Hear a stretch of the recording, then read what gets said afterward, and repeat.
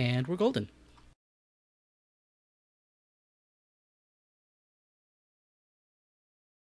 Thank you for that show. It just pushed it to Mixer, still connecting to Twitch and YouTube, it looks like.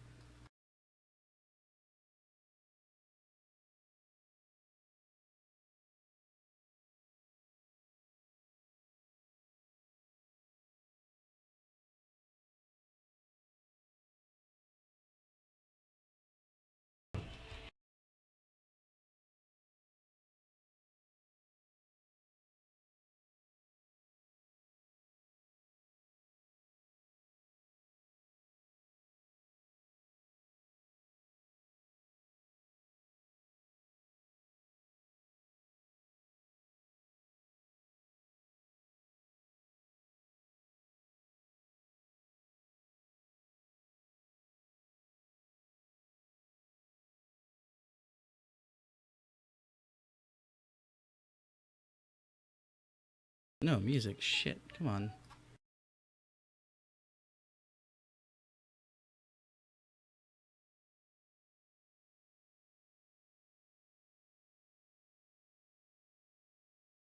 But I...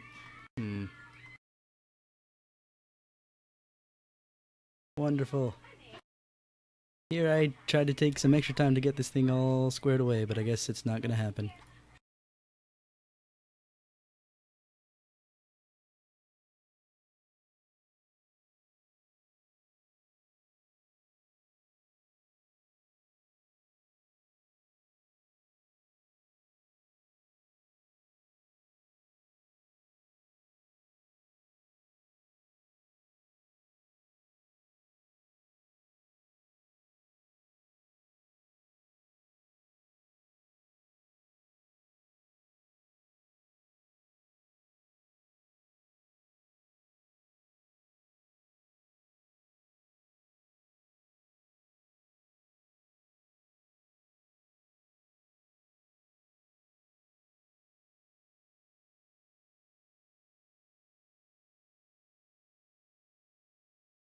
It's fine. Let's just roll into it. Might as well at this point.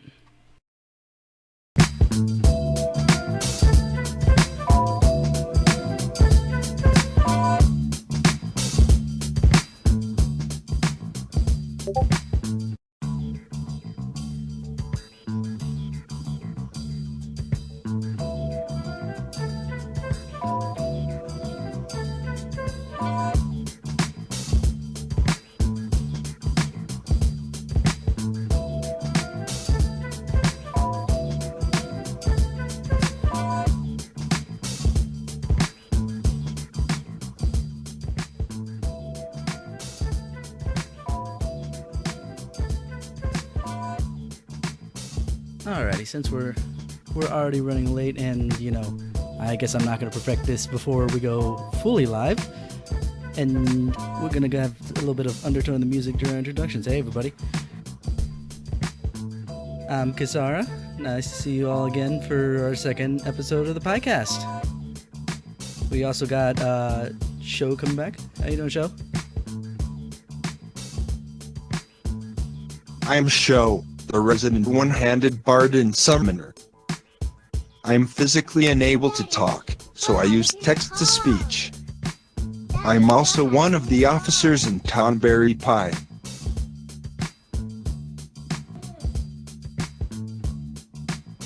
Hi, I'm Boomy. I'm also one of the officers here, and the resident caretaker, or housing caretaker, I should say. And we have a special guest today. We have on our little register here our King Tonberry, Miss Puzzle, also known as Tomato Cat. Sup? That's just me. Nice and simple with the introductions today, because we're trying out some new stuff.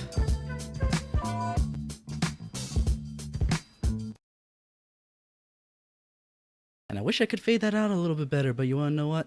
I'll take what I can get.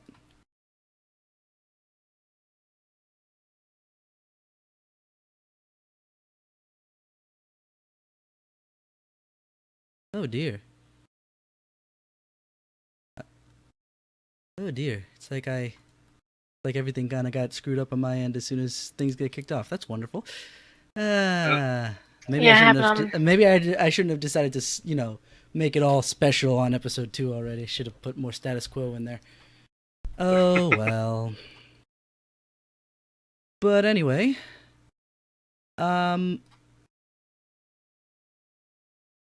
goodness, I got so focused on what I wanted to do with the freaking flashiness, I completely forgot what we're doing first. Okay, yeah, let's start off, I guess, FC for Pi FC stuff. Fun times. Not much happened in the officer meeting this past, was it last weekend, if I remember correctly? Weekend before. Weekend before. Okay. But not much happened. We kind of just are. The one thing we majorly decided was to have like 2 more officer meetings before Stormblood came out, so we can prepare pretty closely. We're still getting closer to a number of different things to prepare.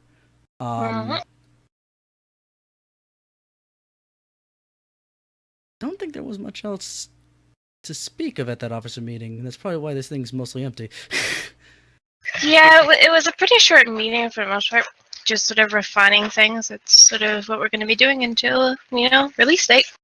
Mm-hmm. Yep. All right. Other than that, we've got the raffle still going on. Unfortunately, the last week was really, really lackluster. But the week before was a little bit up there. But we still haven't crossed that threshold of to try and get Lokrin to get somebody a cash shop item. But I guess that's to be expected with the kind of lull that we're kind of hitting right now. One could say it's the pre-expansion jitters. Mm-hmm. We still got Alexander Knight that we still got to get through. That's something we did discuss at the meeting, but we didn't set a date. We got to go back to that. Well, if I recall, Mr. Boomy said he would organize that.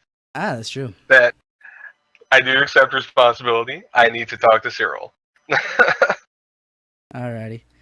And other than that, the only other event would be after Stormblood launch with the 1-year anniversary on the 25th, which we still are looking at what we're going to do in particular to make that special. But other than that, not much to speak of. The lulls are really hitting hard, I guess. Alright, yeah, the Final Fantasy XIV news, not much new other than what topics we have today. Still, the release date is the 20th, nothing shifted there. The early access is on the 16th at 2 a.m. Pacific time. So that's 5 a.m. Eastern, so you can kind of situate yourself there when to pop on. Sorry, go ahead. Set those alarm clocks. Oh, yeah. You need to download all them patches. That's going to be the long part. No, I take it back. The long part is going to be the queue to get in. Oh, man. No, don't tell me that. All the crashes.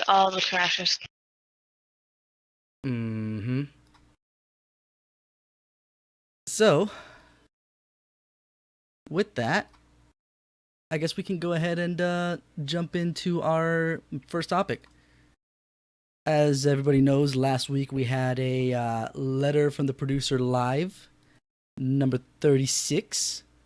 And I think there was a lot of information there. And I'm going to let Sho go ahead and start to rattle some of that stuff off. On Monday, May 22nd, Square held letter from the producer live part 36. In it, Yoshi P dropped a goldmine of information regarding the changes coming to the game with Stormblood. Among the info he gave, he reiterated that cross-class skills are being abolished and being replaced by role actions. Role actions are actions that all jobs in a certain role can do. These roles are what we're all used to: tank, healer, melee DPS, range DPS, and caster. Examples of these actions are low blow, which is now a tank role action, as opposed to being a Dark Knight ability, and swift cast, which is now a role action for both casters and healers, and rightfully so. One role action that I didn't see coming was that all the melee DPS jobs can use goad, which used to be an ability for ninja. This means every melee DPS can give TP.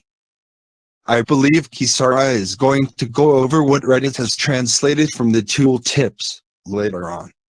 Yeah, but I can get some screenshots for you now. Nice and flashy. Look at all them cross-roll stuff, all in the Japanese. Get your weeaboo hats on. I mean, just looking at some of these pictures, we've got, obviously the stuff the show already mentioned there with Swiftcast and a number of other things. We've got Cleric Stance staying as a cross-roll setup. Protect is cross-roll, looks like. Surecast. I'm not sure why we're going to keep Surecast. What else we got here? I mean, I noticed that there's a purple Shroud of Saints, so we'll find out what that is. And that's on caster's list too. I'm pretty sure. Just in case people are kind of like in the lost as which one's which. Upper left, you have the paladin, so that's the tank. Range is the lower left. Healer upper right. Melee lower right, and then the middle is the caster. So, yeah. I mean, I'm trying to look at some of this stuff, and I'm like, okay, second win for the physical stuff now, which is good. That means Machinist will finally have a self-heal. I'm doing this based on pictures, to be fair. We'll go into what was translated from Reddit later on, so it's more detailed, because some of the tooltips came up, and that's more important.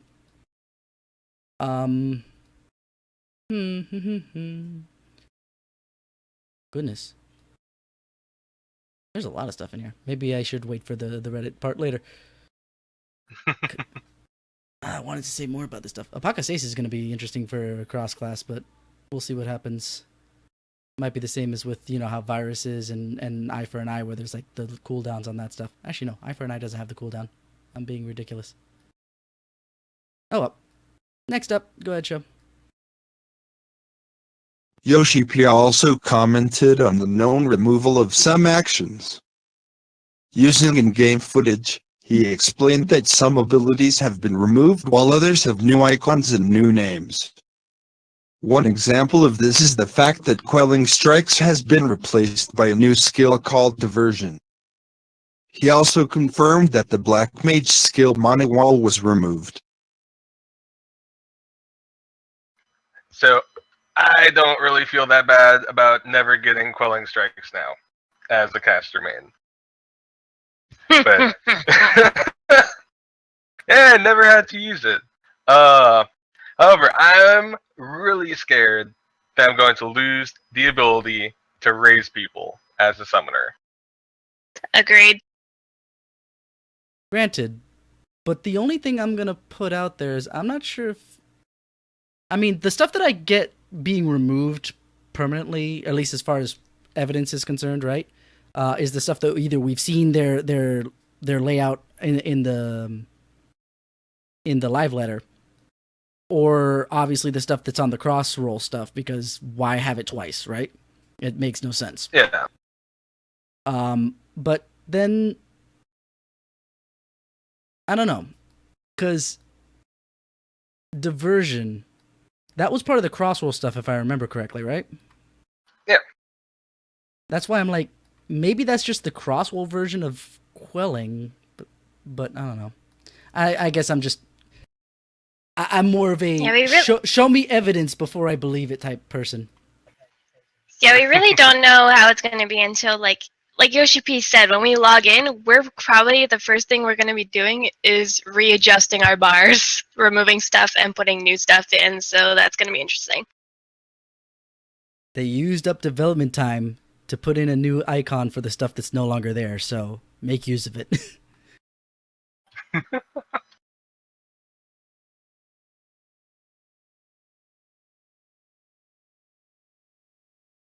All right. What's up next? They also showed off the new gauges that are replacing the timers come Stormblood. Each job has its own gauge or gauges with their own appearance. While they definitely are very visually striking, my only concern is that worry that the gauges might be too much or too striking. I can definitely see that being the case for some players. I got some screenshots for that too, but you're gonna have to give me a second now.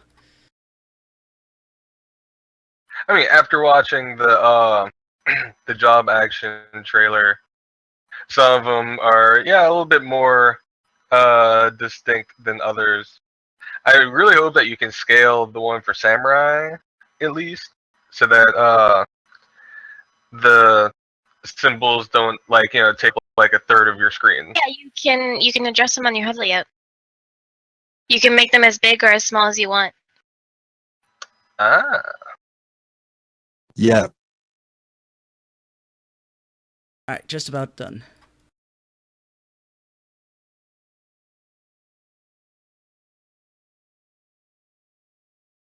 There we go.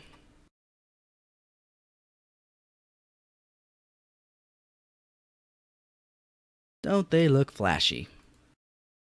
I don't. Oh wait, no, there it is. You're on delay, Boomy, come on. Yeah, you're right. But yeah, there's a bunch of different ones, and I agree with Boomy. If they make them as large as obviously Yoshi P made them in the live letter, then yeah, they're going to be in the way. But he actually went into the UI and made it larger. So if you have been looking at the job gauges from the screenshots that Yoshi P had, he made that I think as large as possible. So it's able to be scaled down and hidden even if you don't want it. Okay. I think he's pretty much trying to tell people, hey, no excuse to say I don't see it. And actually, for those that were using the regular bar, that's still kind of in play, even with all this stuff. Especially important things that other people need to see, because other people can't see these bars for you. Yeah. But yeah, I'm interested to see how some of these new mechanics work. Someone brought up that basically and it's probably due to the way the bar is, and that's what we were paying attention to the most during the new actions video. But it looks like that summoners won't be able to use their Dreadworm stacks until after they finish all their Aetherflow stacks. Or vice versa. Sorry, something like that. You can't do... Oh no, I remember now. It locks out the Aetherflow stack, so you cannot get more Aetherflow during Dreadworm Trance. That's what it was. Yeah, I also found it a little strange that, like, the minute he went into Dreadworm Stance, he used it automatically. I was just like, what? There's more things to show, Puzzle. We already know what the stuff in Dreadworm Trance looks like. Mm-hmm. That's a fair point. Like, the only things they really showed off in that video, and we'll get into more detail a little bit afterwards, but is either new techniques or reanimated techniques, or just techniques that flow into those new techniques, something like that. Except for Red Mage and Samurai, which they showed everything because we haven't seen jack shit.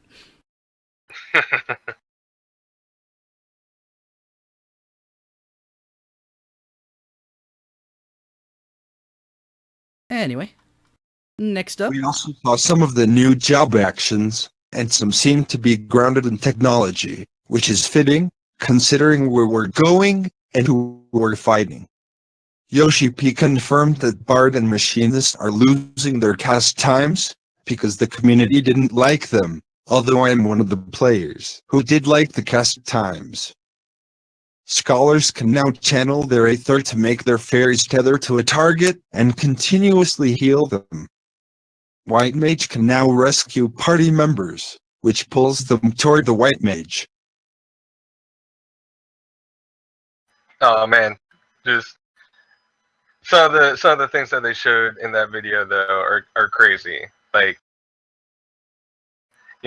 for a second there, I was thinking about switching to Red Mage, but then, we need to pull that up on stream. Maybe, but we'll take a look at it a little bit later, because that's a whole other can of worms to take a look at. I know I am, like, super excited. The fact that I used to main bar in 2.0, and I gave it up in 3.0 because I was so angry at Yoshi P for that. Because bars are supposed to be mobile. No cast times. But the Actually, Bowmate. funnily enough, I know that I finally now know that I am not the only person who picked up Bard after after the cast time, and I'm very happy about that. But it's okay. I will say, it's okay doing it that way though, because you weren't familiar with how it was before. but I was familiar with how it was before. I didn't like it before. But that was just me. I understand that it had its niche in there, and that's why I didn't, say suck it up to all the bards that didn't like the cast time either. But by the same token, I'm sitting there like... I just feel like if you pick up Bard only at 3.0, you don't have that sense of having your mobility stripped from you. Puzzle. Because you never had it. Puzzle, you completely forgot that I am a compulsive leveler.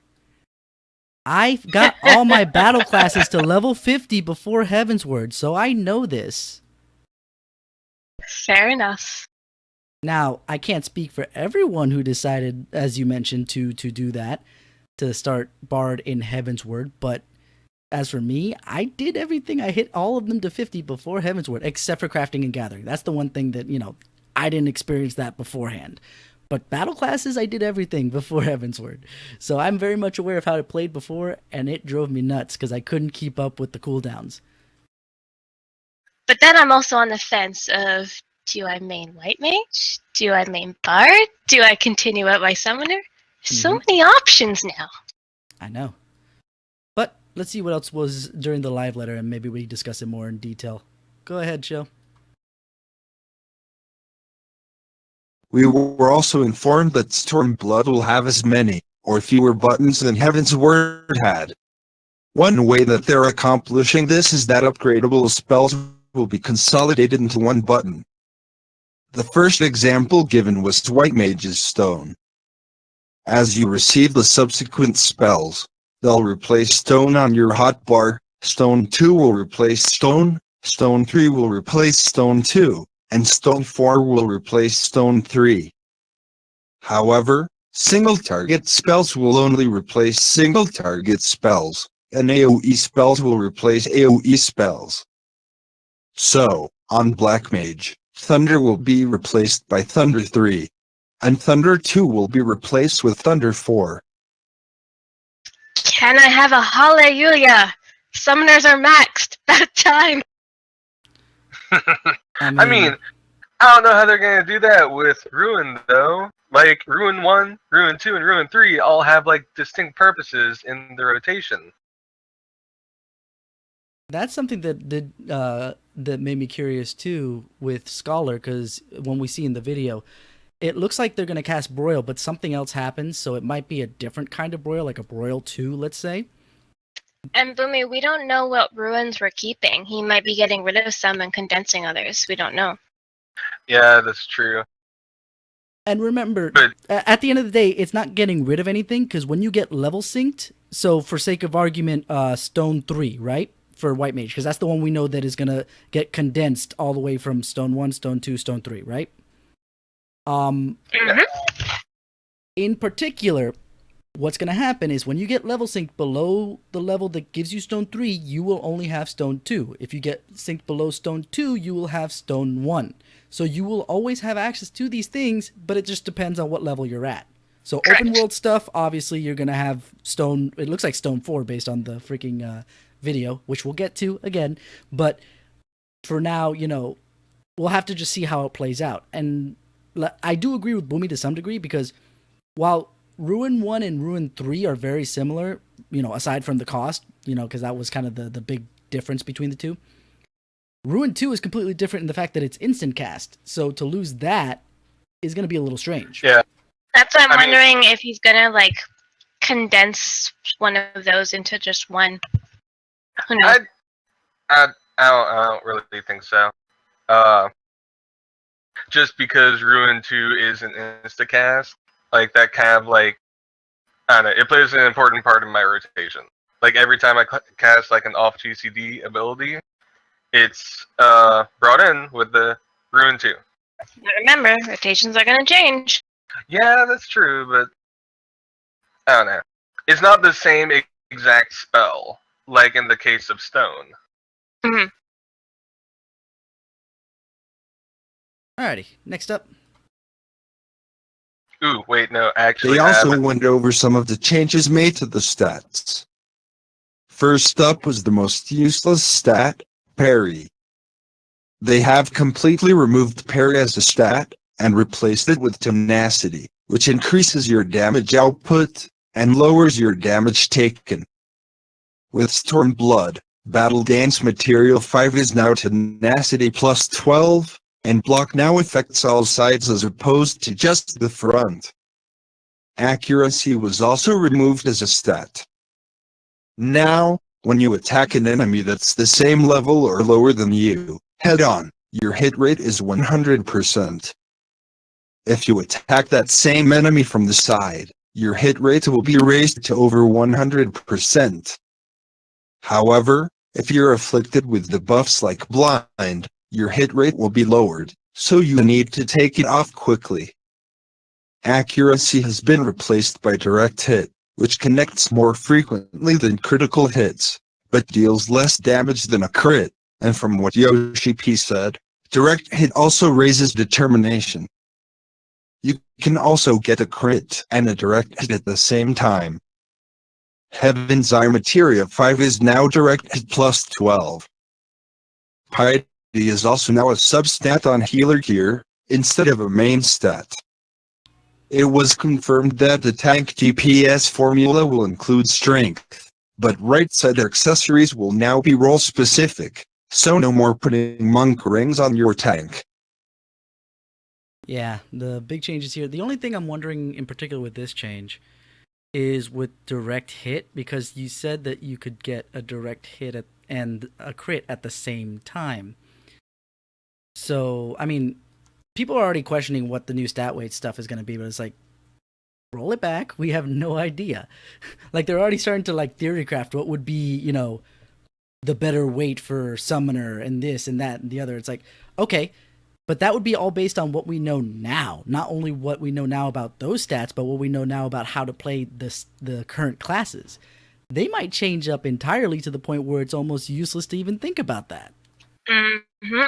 Yep. Because, I mean, the other thing I was thinking of in particular is, you know, obviously some of the tanks are warriors are getting a little salty at the fact that, you know, everything's going back to strength, but they have no way to, other than materia melding, put strength on their gear. Or extra strength, I should say. You know? Yeah. So it's just one of those things that, you know, people are already starting to try and pick it apart, but it's really difficult to make that discernment without more information.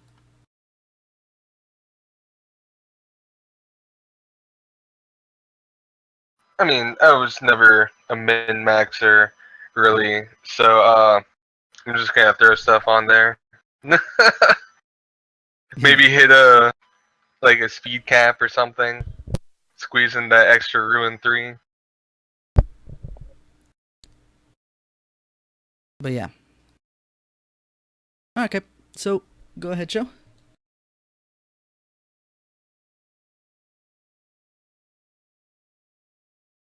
Ground mounts will have their speed increased in 2 stages: the main scenario, and a side quest afterward, in each zone. Yoshi P showed off the full speed increase by racing a mount with the current base movement speed, and it was so much faster.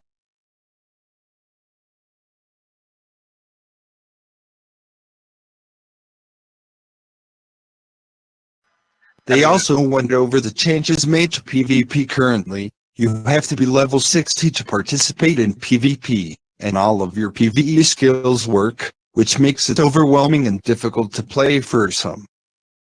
That is changing in Stormblood though, as anyone level 30 or above can participate, and you'll have PvP-specific hotbars. These hotbars will have PvP actions that will only work in PvP and have a special button border. Each job will have 9 actions, although Yoshi P did say that some jobs will have 10. Be able to select 2 additional actions and 3 traits, and have an adrenaline rush. The positional requirement for melee DPS will be removed, and combos will be consolidated into one button, much like how upgradable spells will work. I am quite happy about the separate PvP bar. It will make things so much easier. Especially because when you're a noob in PvP, you don't know what the hell you're doing. You really don't. So it's gonna make things a lot easier for people. Everyone should just roll Paladin and chain stun everything. Also, I'll probably take a moment to remind you guys that if you're doing Shatter and you don't have that teal mount yet, do it now, because come expansion, people won't be doing Shatter no more. Ah, that's true. I mean, unless they're doing the roulette.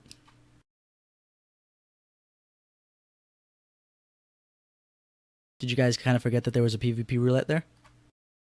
No, I'm aware that there is, but it's not going to be popping as quickly as it's been. It's going to take it's going to be pretty slow.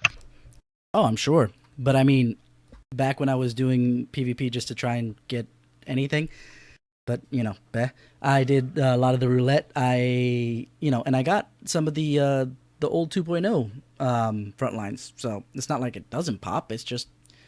It's probably due to the fact that not only are more people obviously queuing for the most recent one, but also of those people who are queuing for roulette, there's only 4 different maps currently.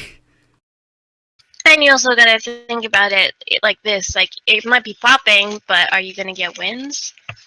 I mean, I don't think it's really going to be that big of an issue because with these proposed changes to PvP, you don't it doesn't really matter which one you do anymore.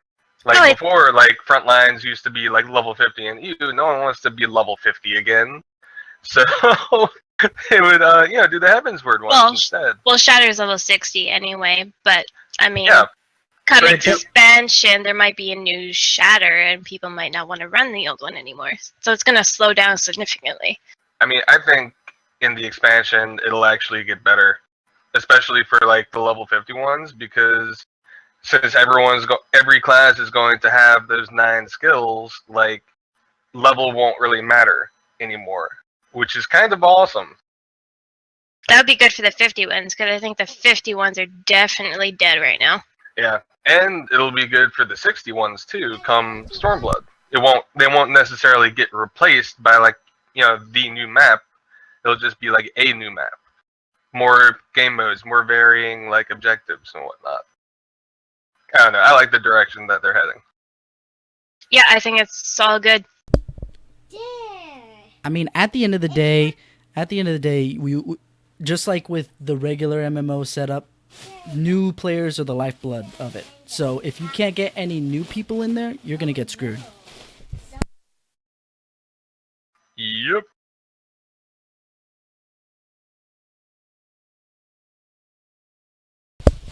Alrighty, show. Go ahead.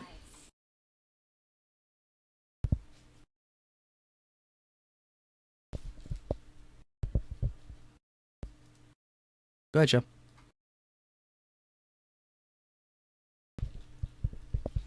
Finally, they talked about a touchy subject within the community: the addition of jump potions, items that let you skip certain aspects of the game. In a nutshell, their reasoning is they're implementing them so people can play with friends quickly. There will be 2 categories of these items, one for the story, and the other to level battle jobs. The scenario shortcut item will let you skip and automatically complete the main scenario, and will exist in 2 flavors: Tales of Adventure, A Realm Reborn, and Tales of Adventure, Heaven's Word. Tales of Adventure, A Realm Reborn clears up to patch 2.55, while Tales of Adventure, Heaven's Word clears up to patch 3.60. There are some caveats, however. Your Chocobo's name will be auto-generated. Your grand company will be that of whichever city-state you started in, and, while all the main scenario dungeons will be cleared, only certain side dungeons will be cleared. As for the prices, Tales of Adventure, A Realm Reborn will be $18 or £13.32, but Tales of Adventure, Heaven's Word will be $25 or £18 and 50 pence. The reason for this is because it also clears Realm Reborn. Both will be available on the MOG station starting June 16th. Just in time for early access.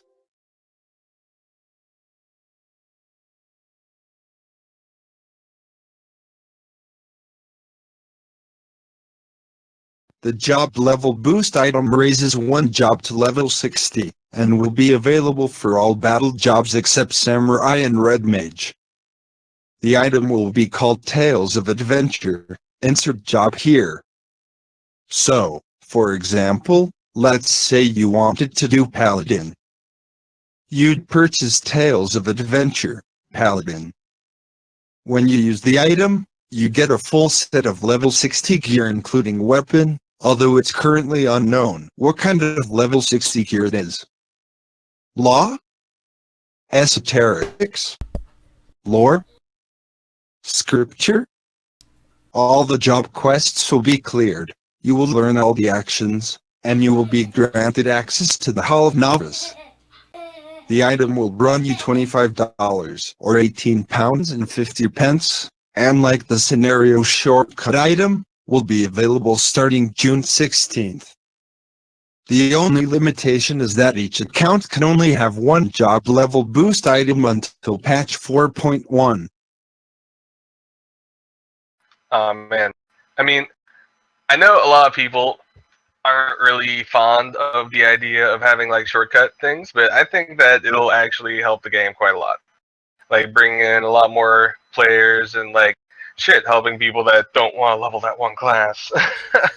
And I don't really think it'll impact, you know, the overall skill of the player base that much because I'm just going to duty roulette right now. It won't matter. I mean, my bigger issue is less with the leveling potion, because, once I thought about that in particular, the fact that you could, someone who's not, so leveling inclined like I am, could level a particular class that they want to try out, that's fine. That's not a big deal for me. And it wasn't even a big deal for me with newbies maybe joining in and wanting to jump to level 60 really quick. But the biggest issue for me, and this is only because I like the story that much, is the story skipping potion. Because it's just like, that's like at least half, if not 3/4, the reason you play this game. The story is just that interesting.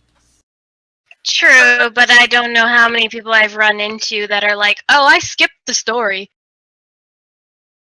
I mean, we already got somebody in our FC that skipped the story anyway.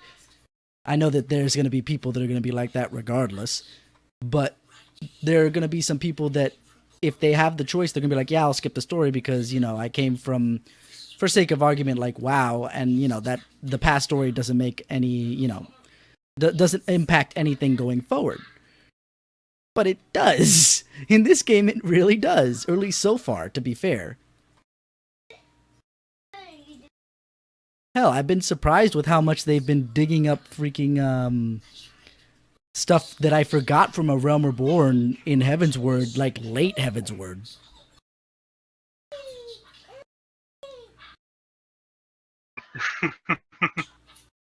I mean, I think it'd be pretty cool if they gave like a cutscene or something if you used it, kind of like recapping everything that happened.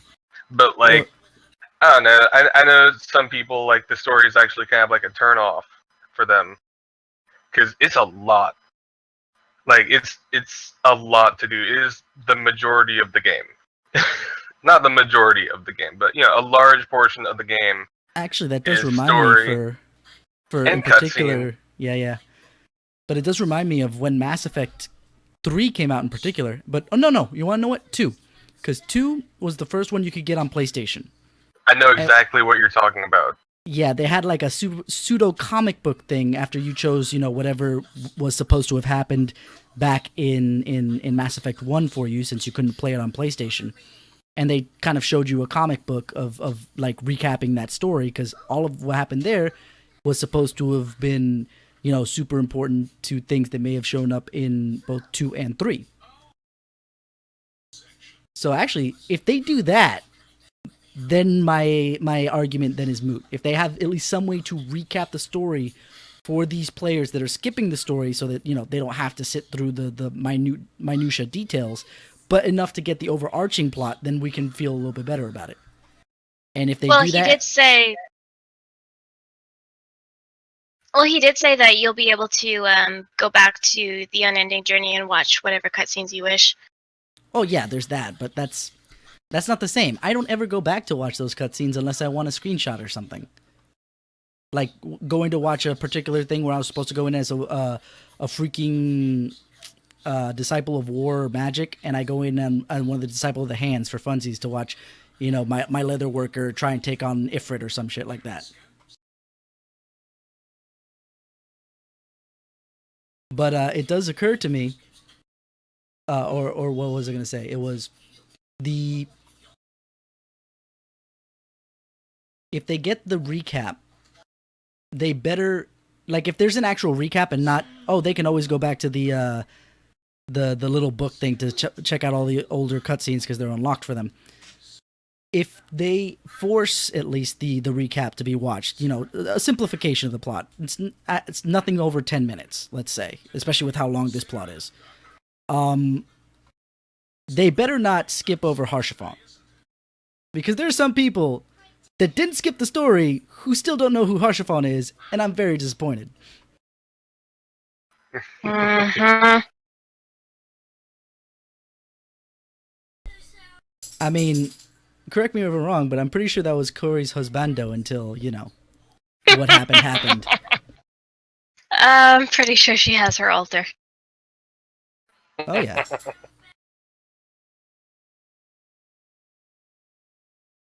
Cognizant does bring up a good point that he picks and chooses. He says basically, because he's been playing through the story, and he picks and chooses what he wants to skip and doesn't skip. But because some of the stories are the turnoff, and his detail is some of it feels like filler, and they don't feel like there's that much detail there's too much details that don't matter at the end of the day. And to a degree, I can definitely sympathize, because I'm remembering when they were explaining near the end of 2.0, not 2.0, but the Realm Reborn storyline, and they were explaining how the etheric stuff works and everything with that. Like 2 or 3 times they explained how the Ashians are able to survive every time we kill them. And it's like, okay, I get it. And it was like in quick succession when I was doing this on my alt. So it's like any new person playing through that story, yeah, that's a lot of like retread.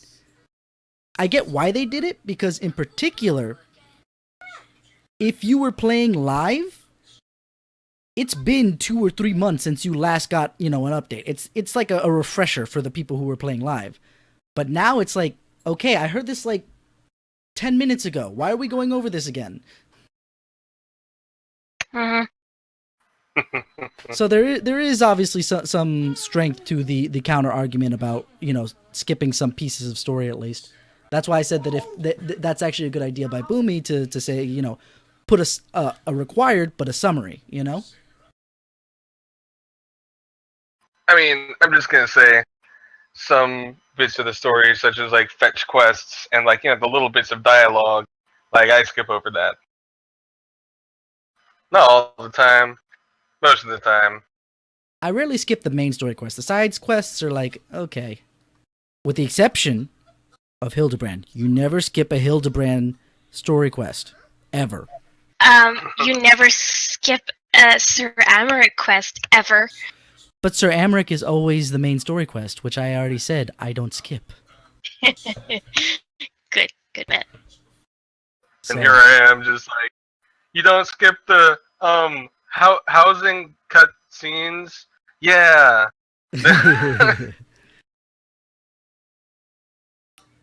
Yeah. Is there anything else in the live letter show?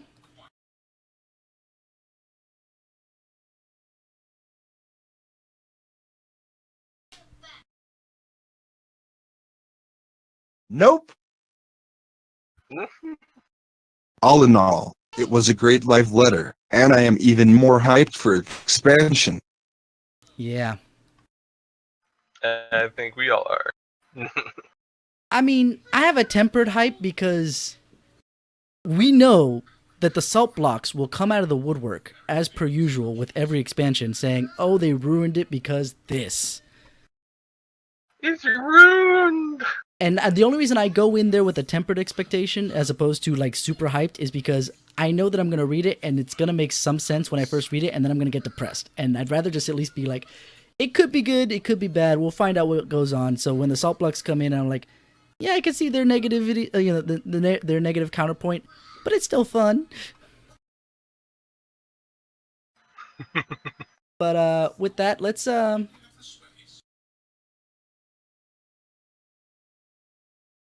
take a look at that video, shall we? The moves video. Oh, the new job actions. Uh-huh. We discussed it so much. That video was so good. We're gonna watch it now, or at least those of us in the stream are gonna watch it now. Let's take a look.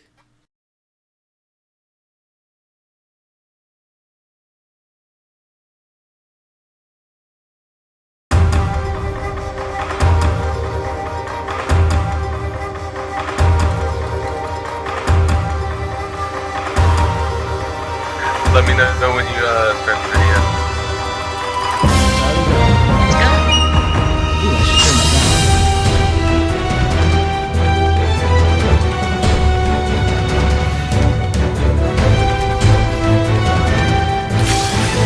I'm glad we got to see more of Red Mage's abilities. Like, because they showed the exact same thing in the benchmark as they did in the job reveal trailer. Okay, hold on a second. Give me a sec, because that thing just got all out of my control again. Wait, what happened? If froze. There it goes.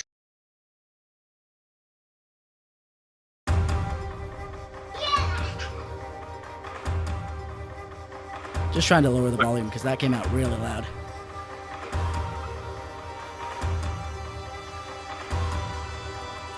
Alright, first things first is Samurai. What? Oh no, it's just showing the Samurai and then went to Red Mage. I'm a moron. I'm sorry. No, that's what I was talking about. Red Mage, man. Yeah, I'm really glad we got to see a lot more of Red Mage in this than we did in the benchmark and everything. You hear about its trait, the chain spell trait? I don't know. I'm not feeling the red mage. I don't know. I might not main it, but I'm gonna play it. It might be a good little middle ground between someone who likes to do caster and someone who likes to do, I don't want to say melee, but something as quick as melee, you know? Because honestly, Yeah. there's only 1 or 2 melee hits in there, like, of actual techniques, you know? Because that's my problem is I haven't found a melee that I'm actually like, yes, I could main this. And I just haven't felt that with any of the melee classes in the game yet. So, I don't know, just the whole mix of them both. It's not me.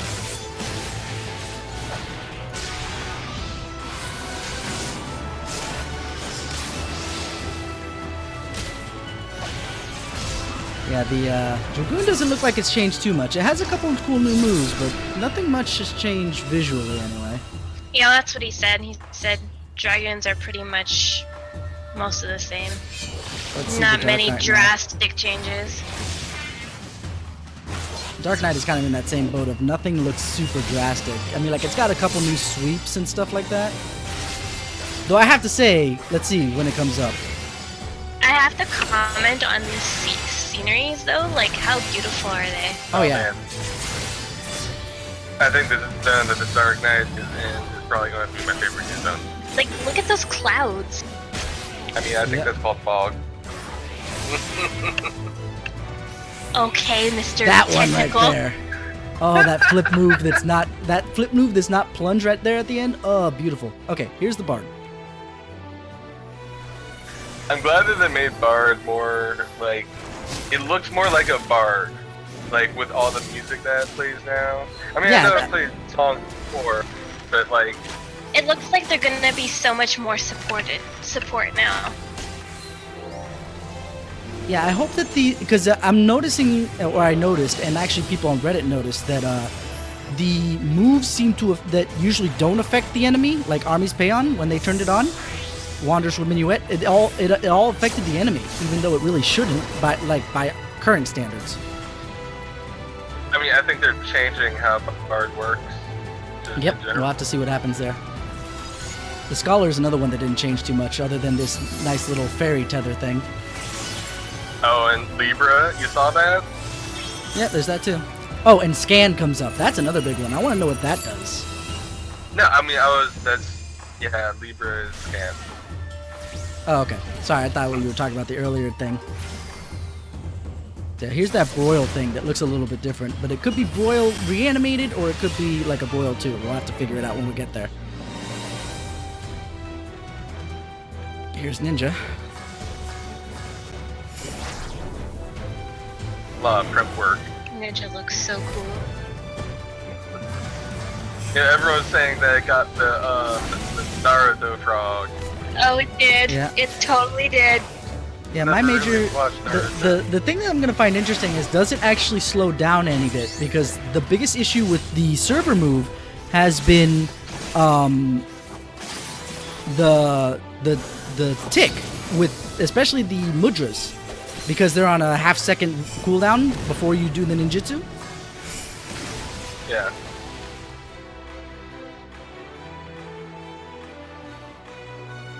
I really like the direction that they're going with for machinist. It's interesting. It seems to have slowed down a little bit, surprisingly enough. I mean, Nazca will be happy he's got his self-heal. Ha!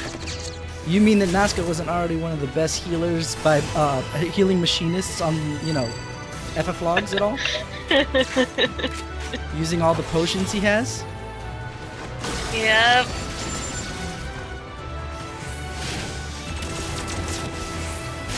The heat gauge that machinist gets kind of reminds me of the bounty hunter from Star Wars: The Old Republic. So many explosions. I bet warriors are happy right now. Charge. Spell cleave. Spell cleave. Spell cleave.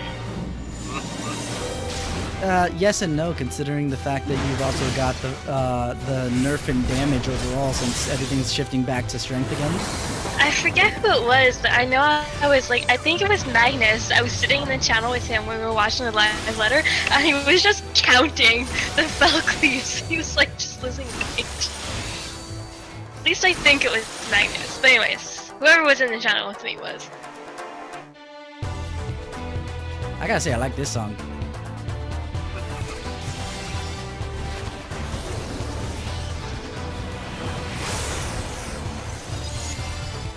Oh man. I'm so excited. Yeah, it looks interesting. Did someone say Bahamut? Forgive me, Lord Bahamut.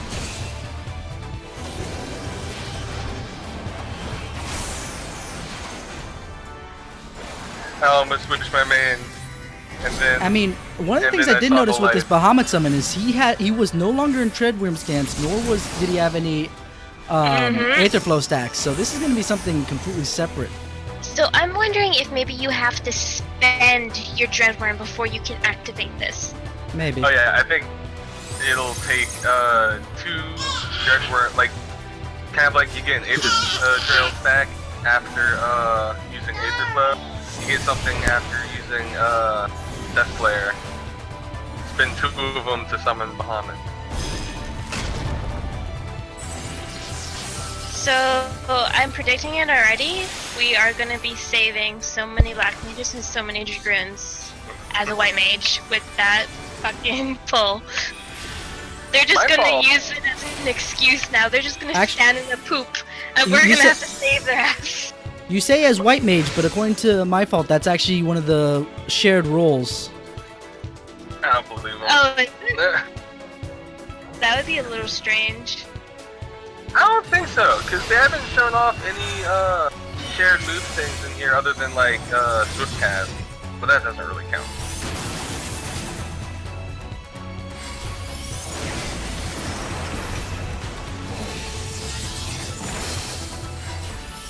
And then the Black Mage rotation gets even more complex. I'd just be Actually, happy less if- complex considering that to keep up a Nokian, all I have to do is freaking crap, I forgot the name of the other one. The one that just switches you from ice to fire.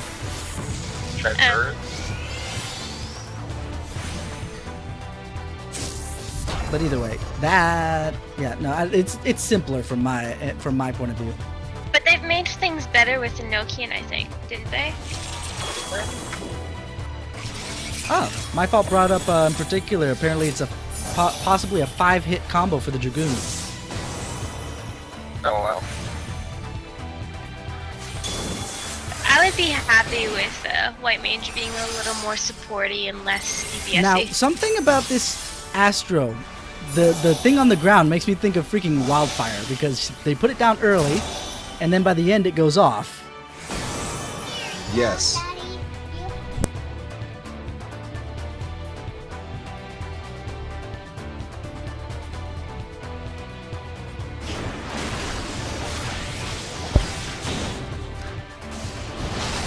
Punchy, punchy.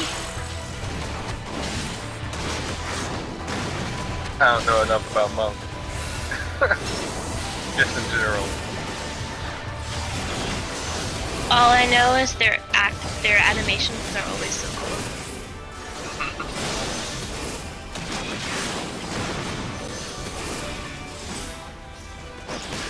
Their gauge looks pretty cool though.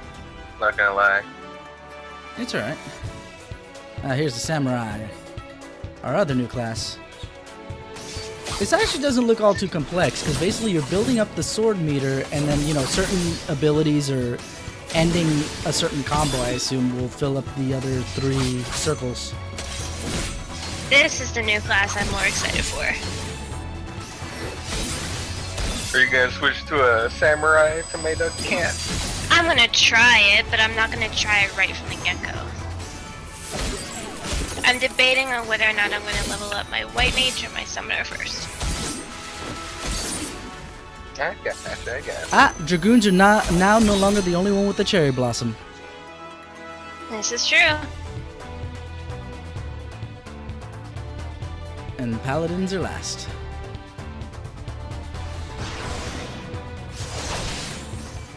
I'm actually pretty excited for Paladins.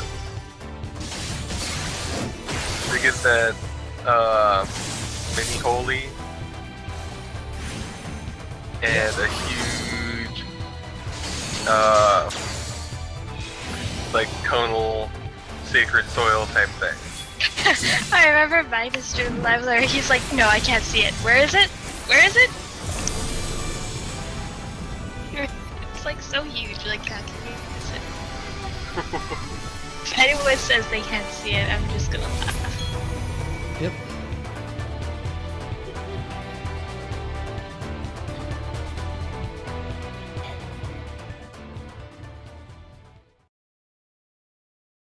Alrighty.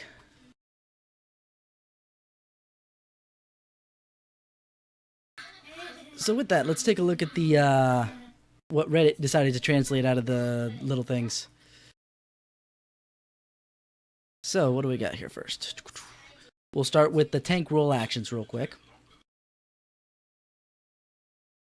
Before I get started, let me put those pictures back up. Of course I already changed it. I'm a moron. Oh well, too late.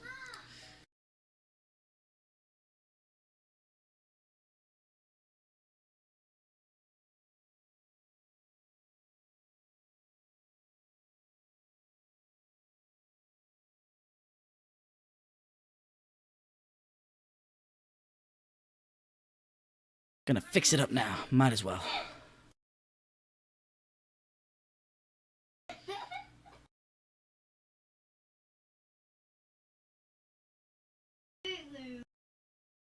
Alrighty. So, with the tank rule actions in the upper left-hand corner, there we go. We've got low blow, which is the stun, 5-second durations with a 25-second cooldown. So basically, every tank now will have an off GCD stun. The question is whether or not paladins will keep their on GCD stun.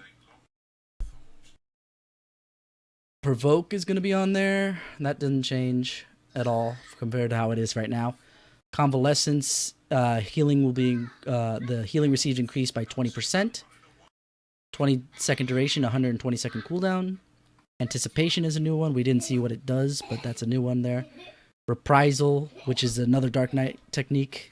That's the one that reduces outgoing damage by 10%. 5-second duration, 60-second cooldown. I assume that you won't need to parry to get that out there, though.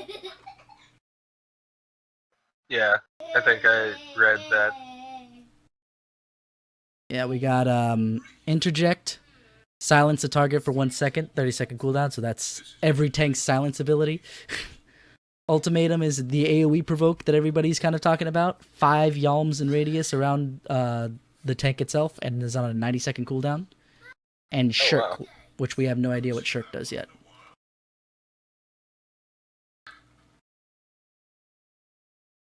Shirk. The Shirk icon looks a lot like Shade Walker, just, off-colored. It'd be pretty interesting if it was an aggro transference type thing to be used for like. So basically, like a third provoke, but a reverse provoke. Yeah, target another tank and give them your hate. Daddy, Oh god. You could probably target anyone. Just shrug at the monster and it's like, oh, look, a white mage. Or it might be the same as the enmity requirement for the saving one for white mage or healer, depending. It has to be an enmity requirement before you can do it. We'll have to see. So speaking of the healer role actions, cleric stance that got put there and has been changed from a stance to increasing damage dealt by 5%, 15-second duration, 90-second cooldown, since now all healers' damage is derived from mind. I am thrilled. Couldn't be happier about that change. So am I, because too many times I've been, okay, have to switch out at the last second, and I double tapped it. God damn it. But then we have Break, unexpected magic damage spell with 50 potency, puts a 40% heavy for 20 seconds, and it's on the GCD. Protect is there, Isuna is there. Then we have Lucid Dream, halves your enmity and refreshes MP with potency of 80, 21-second duration. So Lucid Dream is basically your Shroud of Saints. That means that both Scholar and Astro now have a actual Shroud of Saints that dumps enmity as opposed to reduces what comes out next.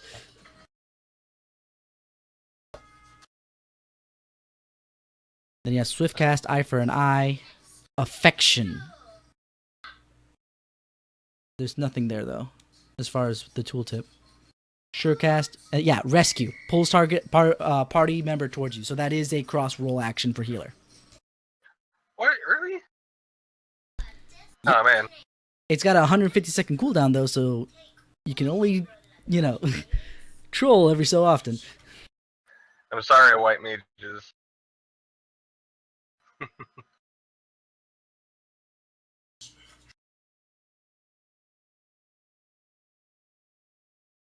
So then, after that, we have our melee DPS roll actions. They keep Second Wind, get an ability called Arm's Length that we didn't get to see a tooltip for. Leg Sweep, Stun Target, 3-second duration, 40-second cooldown. Diversion, probably the same as Caster version, so when we get to Caster... You know what? Let me go down to Caster, to be fair. Described as same as Quelling Strikes. I'm sure that's not what it said in the tooltip, but 15-second duration, 120-second cooldown. So monks now have a Quelling Strikes. Think about that. That's nice. Invigorate, Bloodbath, and Goad stay as they were. They just become cross classes, or excuse me, cross roll. Restraint, Diversion, Feint. That one I guess wasn't translated quite yet. Clutch and True North removes positional requirements. 15-second duration, 150-second cooldown. So that's basically like another, at least for monks, another. God, what's the name of that technique that they got that allows them to do that? That basically ignore the stance requirements at least. Oh no, it's not. I just changed it. The position requirements are separate from stance requirements, so you probably still have to go through your stances with perfect balance that I just fucking remembered. So you still have to go through that. Your stances, you just don't have to worry about positionals. You can stay at the back. For monk in particular, obviously. Next up, range DPS roll actions. They also have second wind. They get foot graze and leg graze out of Machinist, so I wonder what Machinist is going to get in place. Proton increases self and party members' movement speed. Cannot be used in combat. 30-second duration, 5-second cooldown. So, I assume that's that Swift Song looking thing. Oh man, birds are going to be losing Swift Song? Well, yes and no, because this is a duration thing. Bards can keep that up indefinitely. Well, yeah, but you think they might be losing it? It's a possibility. I mean, like, they're using the same icon, but they could be just using that as a placeholder until they finished up that icon, but I don't know. Then again, it's really late in the game to be putting in placeholder icons. I mean, at the same time, it kind of does the exact same thing, just with the duration. Mm-hmm. I mean, it only has the 5-second cooldown, but like... But can't be used in... You know what? It says it can't be used in combat, but it's got a cooldown and a duration. So does that mean I can cast it right before going into combat and everybody still gets it and it's still active? Or does it do like the current Swift Song and go down as soon as someone enters combat? Only time will tell. So then you've got Invigorate, obviously. Tactician, which there was nothing yet. Refresh, nothing yet. Head Graze, another thing borrowed from Machinist. Arm Graze is new. Stuns target, 2-second duration, 25-second cooldown. And then Palisade. Anyway, reduces physical damage received by target party member by 20%. Oh, nice. So basically, that explains why casters then are getting apocastasis. The ranged DPS get the physical protection, buff thing for a target party member, and the casters get apocastasis, which is the magic one. That makes sense. So that's nice. Addle, going into caster role actions. Addle reduces target intelligence and mind by 15%. So basically, scholars and summoners are losing virus to some degree. Break. Yep. Unexpected magic damage spell with potency of 50 applies 40% heavy for 20 seconds. It's on the GCD.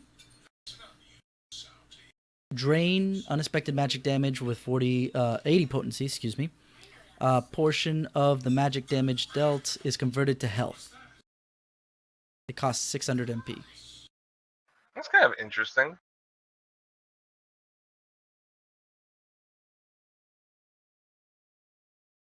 But we know that summoners didn't lose energy drain, but that's basically energy drain, right? A lower potency energy drain? I mean, energy drain also gives MP back. I guess, yeah. Okay, so then diversion, we mentioned, same as quelling strikes. Lucid dream, halves your enmity and refreshes MP with potency of 80. So even more reason for summoners to never run out of MP. And why would black mages use that? I mean, other they than would not. That's the point. Other than having the enmity, that's probably the only reason they take it. But the MP, they wouldn't need it unless they're trying to shoot for like a triple flare setup, kind of. I don't know. Maybe it's see. just there for red mage.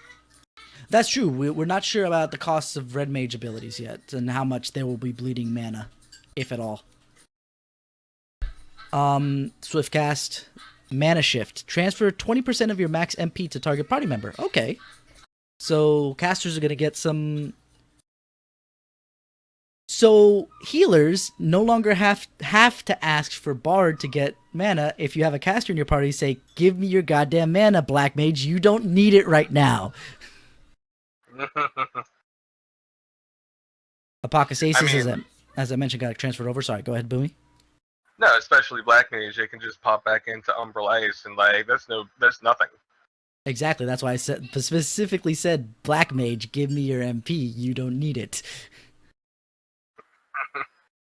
Then the last one is Erase. Removes dots from target party member and cannot be cast on yourself. So casters are going to be pseudo Isuna-ers, I suppose. That's pretty cool. Mm-hmm. I like having a little bit more utility like that. Oh, the one thing that I didn't see out of Paladin, because Paladin is supposed to be next up, but considering how much stuff is in this stuff, I don't, unless we start hearing from our viewers or from each other on particulars we want to know, I'm loath to go through this list because it's a long ass list. But I was actually thinking that possibly, and I think I even mentioned it on the last podcast, that I thought Paladins were going to get a gap closer as well, but it doesn't seem like they did. Because Passage of Arms, of course, isn't that. Riscat isn't that either. Holy Spirit and Total Eclipse. None of those are... I don't remember them mentioning them getting one. Yeah, no, there wasn't any mention, but I thought that it wouldn't... It doesn't make much sense to me that Paladins would be the only tank without a gap closer, but apparently it does to Square Enix. Then again, of the moves that are translated here... But aren't they getting the AoE provoke? That's shared, though. That's the tank roll. Yeah. Then, but like I said, of the stuff that was translated for Paladin, only 62 and 62, 66 is missing. Because we have the level 64 technique, Holy Spirit, level 68 technique, Riscat, Requiescat, sorry, and then level 70 technique in Passage of Arms. So we're still missing 2, which could be the gap closer, but I didn't see anything in the actual video to confirm or deny that. Isn't that Latin for peace? No, rest? Possibly. But yeah, so there's a lot of, new things, but, that's about the size of it. Yeah. The only one that I probably would have wanted to go through would be Red Mage and Samurai, but that's a list unto itself. That's... Oh, yeah. Maybe we'll save that for the next podcast, because, good lord, that's going to be super long. So, with that, let's shift gears a bit, because that was not the only thing to come out in the 2-week little setup. We've also got the first trailer for, story-wise, out of oh, good lord, what's the name of the thing again? Revolutions. I'm a moron. Revolutions.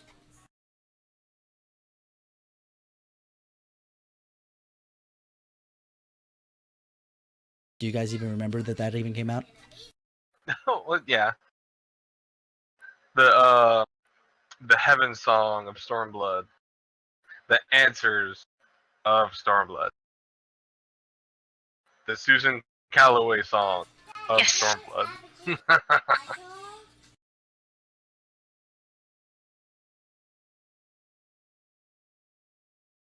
Yeah, essentially. And that's the way it is.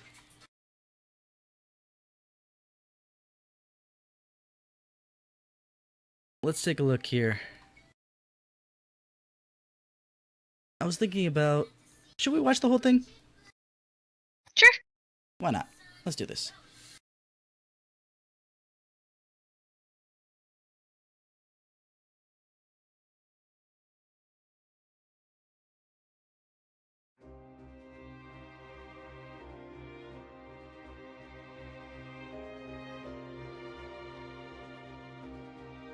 Let me know when you get the Already playing. video up and running. Oh snap! Yeah, that's the unfortunate thing when we're so far away from each other that you have to watch the stream just like everybody else just to see if it's playing.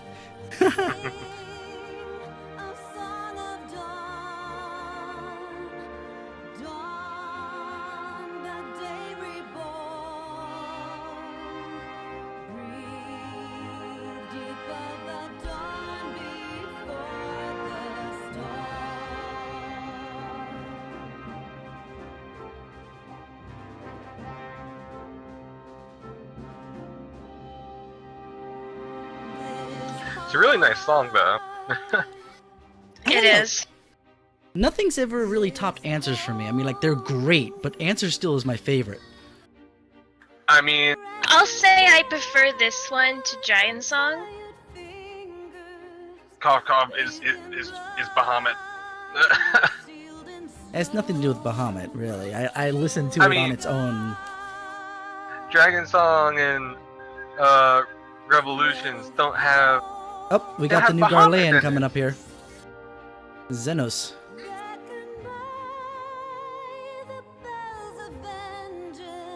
God, that hairstyle. It still drives me nuts, the monk hairstyle. For Derplander. It looks so dumb. You don't like it? No. I think it looks alright. I don't like the cornrows on one side of the head. I didn't see the cornrows part. I just Yeah. saw like I just saw the shaved. Yeah, no.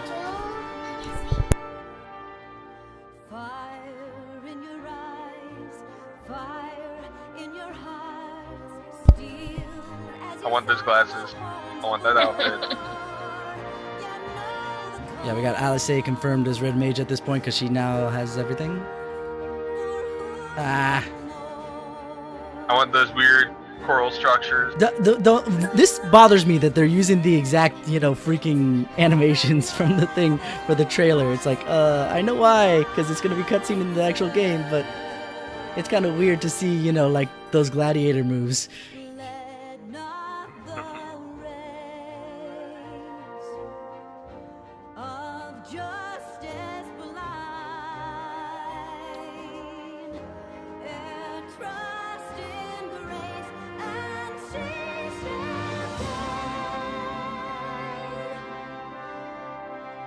It's gonna be so weird seeing her like that now.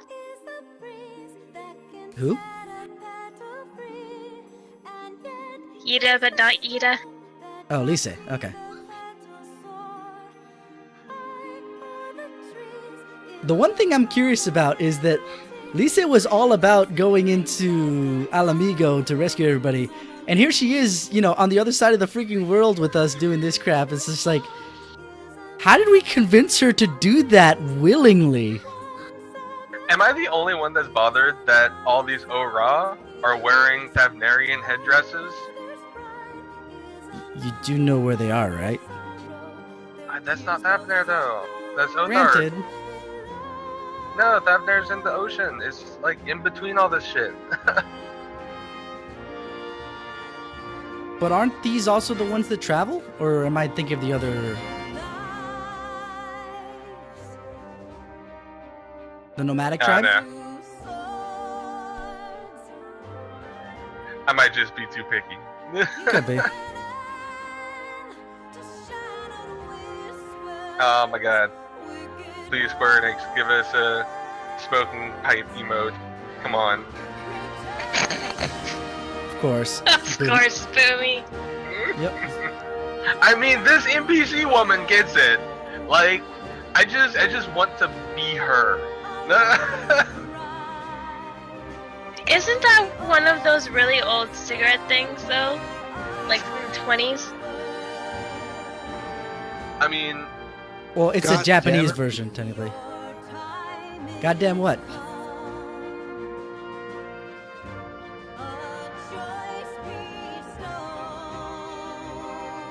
Boomy. yo, Yeah. For your freaking pipe smoke.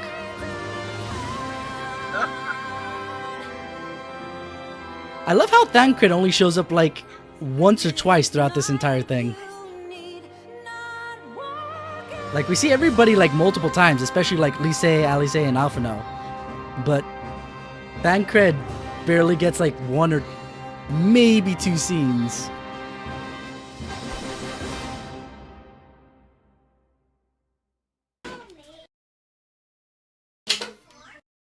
Alrighty. So what'd you think, Show? You had a couple things to say about that one in particular? I adore Lisa's outfit. That's true. It's the first one that looks more or less pretty modern, as opposed to what's been in game previously. Yeah, let me get that screenshot up real quick. Let me get that up.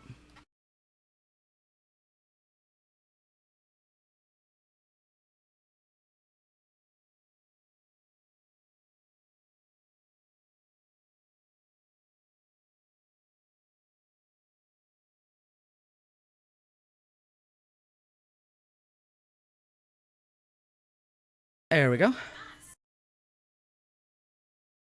Actually, the more I looked at it, the more it's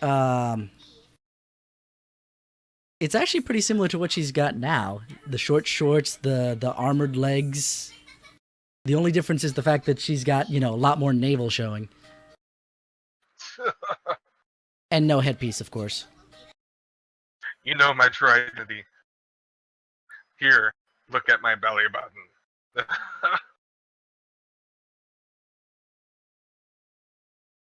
The true goad. Come hit me and see what happens to you.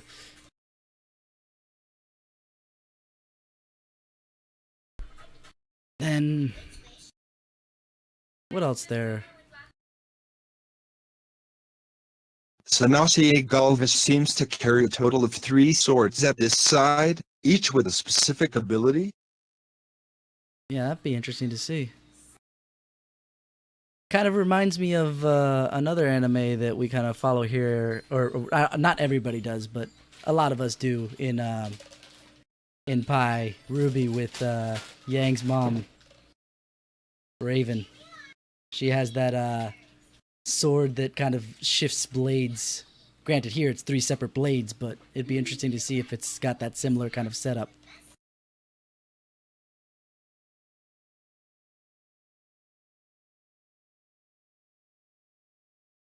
Man, I can never get over the Garlean armor. It looks so funky.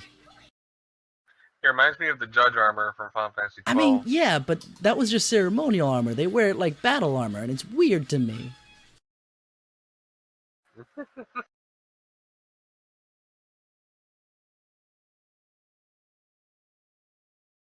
Anything else you notice, Show? Alyssa being a red mage actually makes sense. Her sword is comprised of Aether. Rather than needing to channel the Ether of others to unleash attacks like back in patch 3.4, she has a magic crystal medium now. You know, it occurs to me. What if the storyline for the Red Mage is basically you and Alice? Because there's a lot of speculation that says Alice will be the trainer for Red Mage because she seems to be the quote-unquote first Red Mage. At least that we've seen. Maybe. Yeah. But assuming that, I wonder if this is another one of those job / class quest line where you're kind of learning alongside the person who's supposed to be teaching you.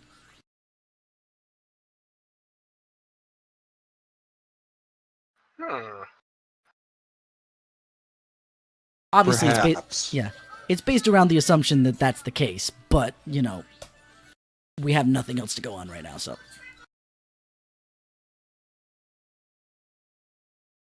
oh, by the way, Toa brings up that the lighthorn ones are the ones that settled, and Zayla, the blackhorn ones, are the ones that move around. The nomadic one, the nomadic ones. So,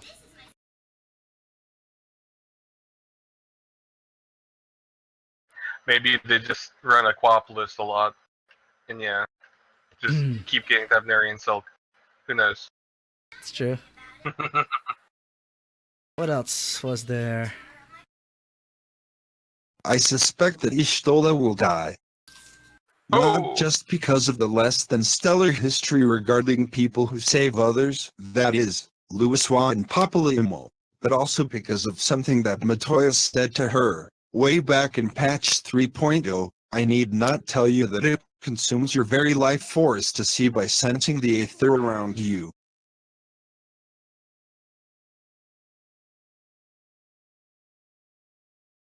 She gonna die.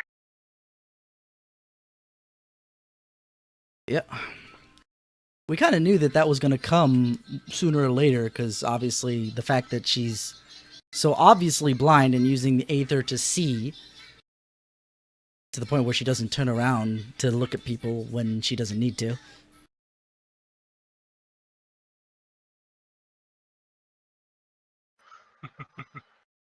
But that block looks... It depends on what the sword is made of, because she's been able to block bullets pretty easily on her own. Because that sword, it depends. It's a little funky. You guys have a different guild in ESO?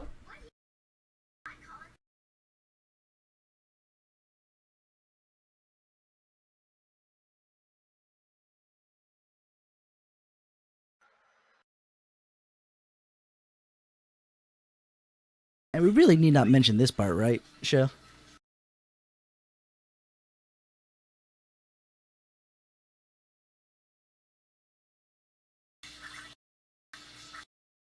Sho?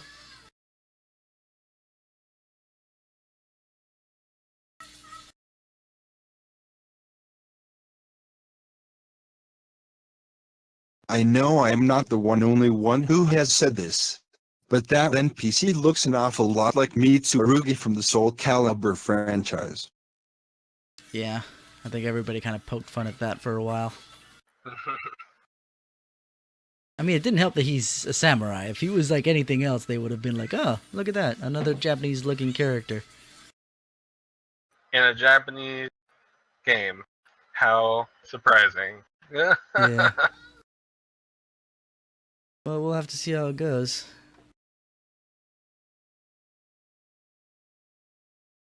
It's going to be interesting to see how they balance us bouncing back and forth between the Alamigo and Othard. I mean, I assume by boat.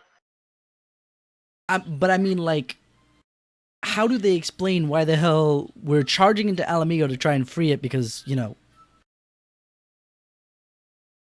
Mr. Slope over there decided to fuck everything up. And before we fail, like, stuff doesn't go well, and we're like, shit. Okay, hold on, let's go to Doma for a second, and, like, see what's up Maybe over we there. need And help. yeah. We need help. But I assume it has something to do with the wall as far as whether or not we need help, but like a wall around Alamigo. Because for us to take off, so I assume, relatively early in the story, it's going to be kind of funky.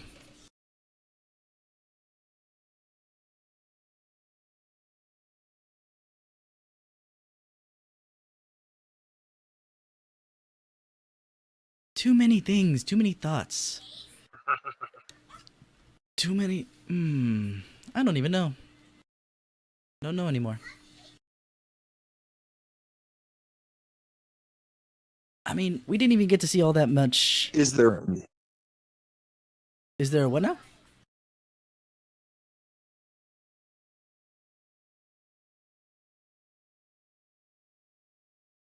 Never mind. Daddy, let Mhm. mommy get brains on my.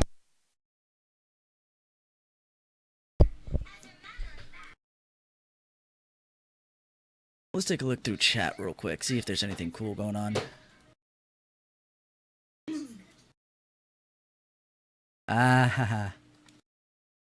So I called it before you were able to. There, show. Ishola. He says, let's hope Ishola doesn't get harsher fonted. Rip. I guess Mai posted this translation that I read from before I got to the translation. What else is here? Oh, apparently block is going to be removed from PvP. I said block. I'm an idiot. Stun. Oh yeah, I saw that. Man, now my dreams of being a paladin stun machine are dead. Yep. That's all gone. My fault speculating. Direct hit would be great for Summoner and Bard if it affects the dots. But that's speculation again, that we have no idea. I mean, I would be pissed the fuck off if it did not affect dots.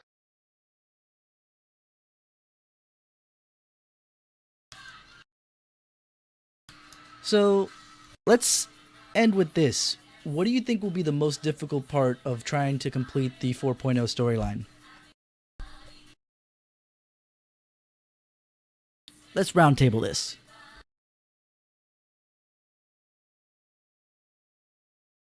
I guess the silence means I'm going first. I got nothing. You guys don't even have any speculation on that, on what would be the most difficult part. I mean, of leveling? No, not of leveling, because that usually you do a lot of the main story, your daily roulettes, and you're good. Yeah. But like, I don't know. What do you mean? Like, expand on your question a little bit.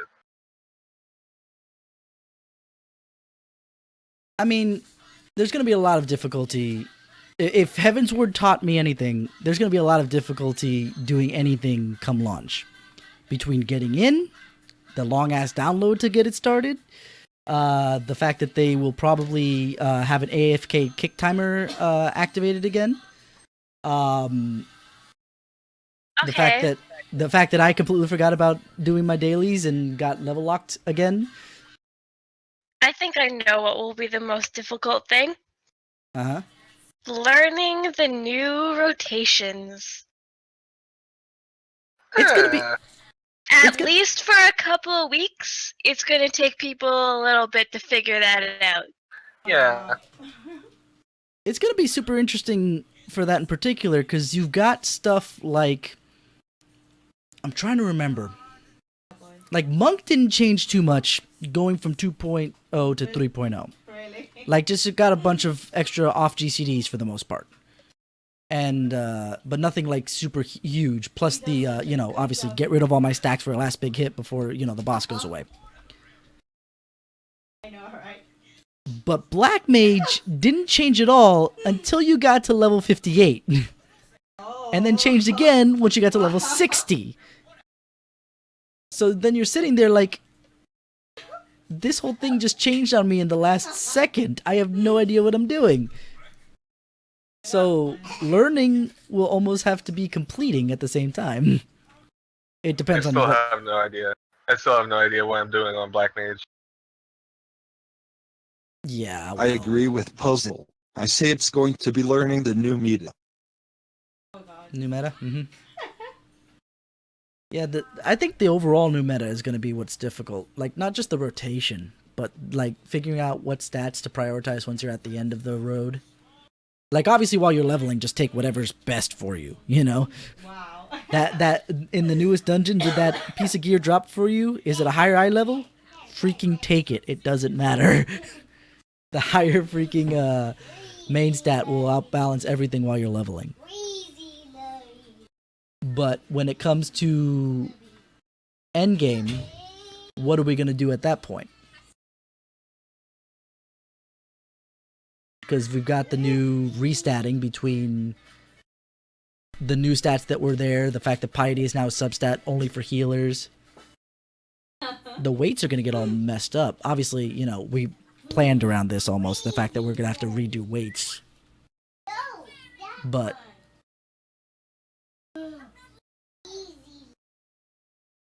and if everything slows down as a result, because some people are speculating that the focus will be less on, and I think Magnus said this in the channel earlier, but that the focus will be less on nailing your opener and more on how can you sustain damage. And this goes across the board, not just for dot classes. Toa says it's probably going to be regearing the gatherers and crafters. Puzzle. Yeah, that's easy. You sure? Is it though? That's easy. Haven't you spent this entire expansion gearing though? You're talking to an Omnicrafter who lives and breathes in crafting and gathering. That's going to be easy for me. What about the melding?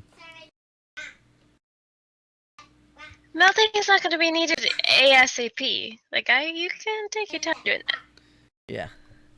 I'm sure if it ends up anywhere near the same as 2.0 to 3.0, that right side is going to be relevant all the way through 60, if it's melded correctly. And I've been hoarding material like God knows. Yeah. And yeah, if I remember anything from Heaven's Word, my gear lasted me until I reached level 56-ish. Yeah. We also got the new forms of gathering, at least in the way for fishing. You got the spear fishing, so that's going to be interesting. Yeah. I wonder how that mechanic's going to work, or if it's going to be anywhere near the same as either the other gatherers now, or the fishing as it is.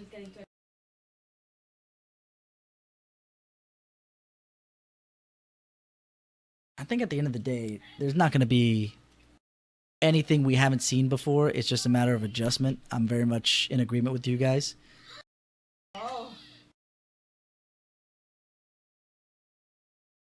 I'm trying to find the right words.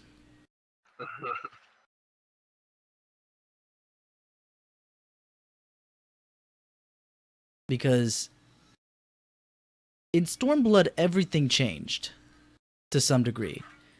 At the end of A Realm Reborn, we had two separate things going on. We had the possibility that everybody was dead. All the Scions were dead, which everybody rightly said, no body, no proof, Till I see a body, there's not really any, death going on there.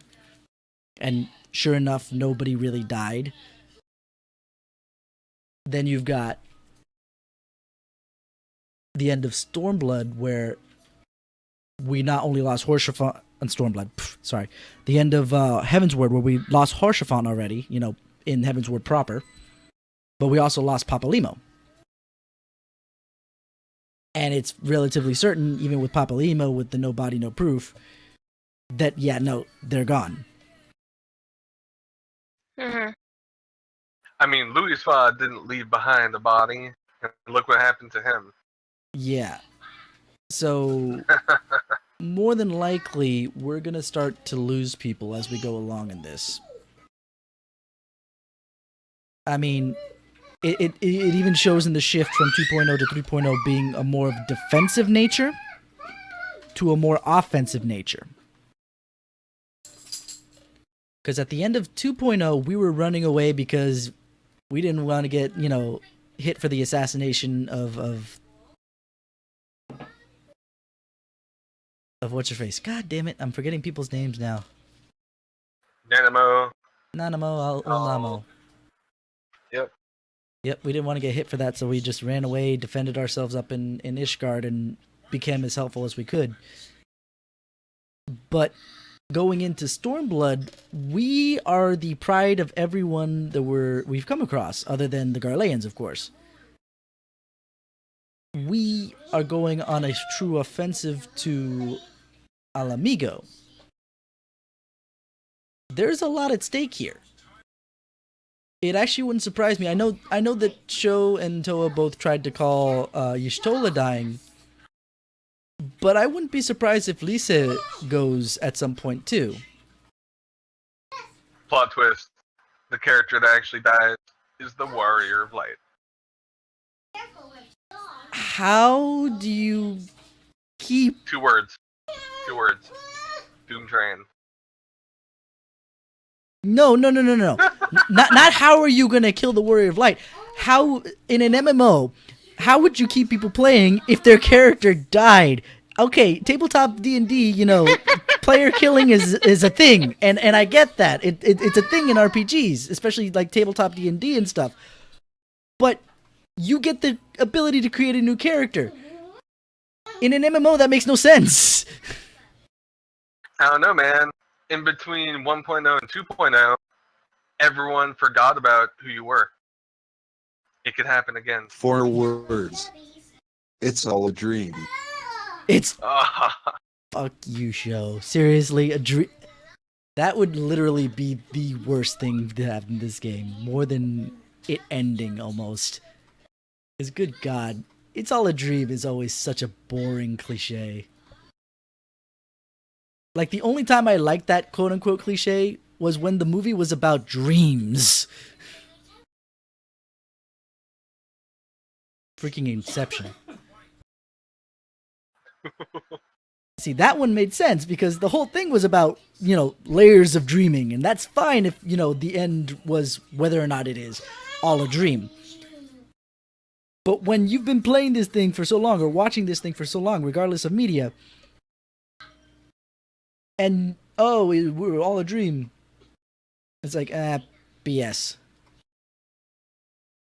Alrighty. So, any other last thoughts now that I've asked my little question that got us on a small tangent on media in general?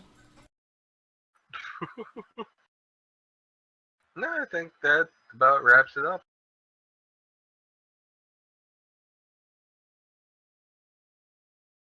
Alrighty.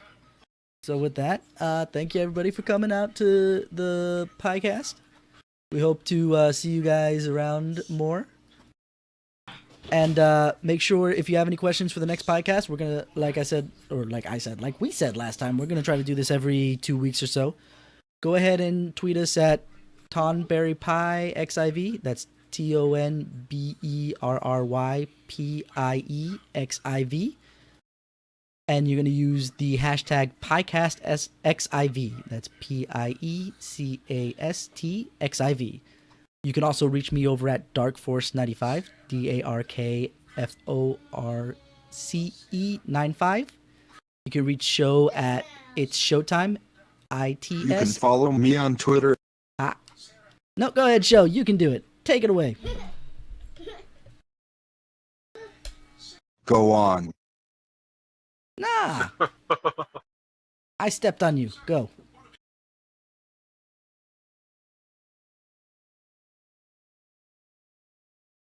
Please. Alrighty. So you can follow the show at Twitter at It's Showtime. ITSSHOUTIME. Boomy? Do you want to take yours or should I take yours too? You can follow me at Boomy, BUMI _ Piecast, PIECASTXIV. And that's Twitter. Yep. I don't really tweet much, but hey, you can be my first tweet. And you can also use that to tweet him questions, etc. Also, we can't reach Puzzle by Twitter, but you can reach her and anybody else using the Piecast discussion channel we have in our Wanderer's Palace now. Nice and beautiful. We will have a @Piecast tag you can hit there for asking any questions that you want answered in the next podcast. And with that, we bid you adieu. Have a nice day, everybody. Good evening.